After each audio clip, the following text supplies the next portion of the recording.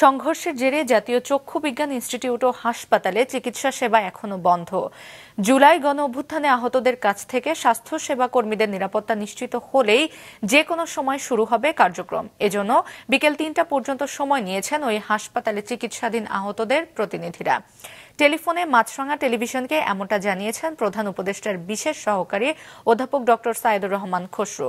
জানান, আজ সকালেও আহতদের খাবার দিতে যান হাসপাতালের কর্মচারীরা।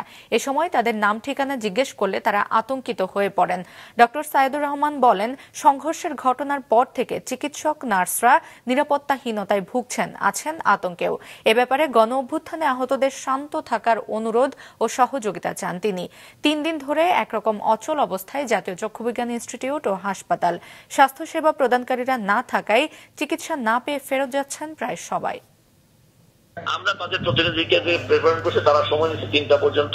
আমরা এখন অপেক্ষা আছি তাদের কাছ থেকে একটা ইতিবাচক ইয়ে পেলে পরেই আমরা আমাদের সকল স্বাস্থ্যকর্মীরা সকালবেলা তারা তাদের খাবার দাবার দিয়ে আসছে। কিন্তু বলছি যে ওই সময় তাদের সঙ্গে ইন্টারাকশনের মাধ্যমে আতঙ্ক আরো ছড়ায় পড়ছে, সেই কারণে তাদেরকে আমরা রেডি করে রাখছি সবাই, চিকিৎসক এবং অন্যান্য স্বাস্থ্যকর্মীরা।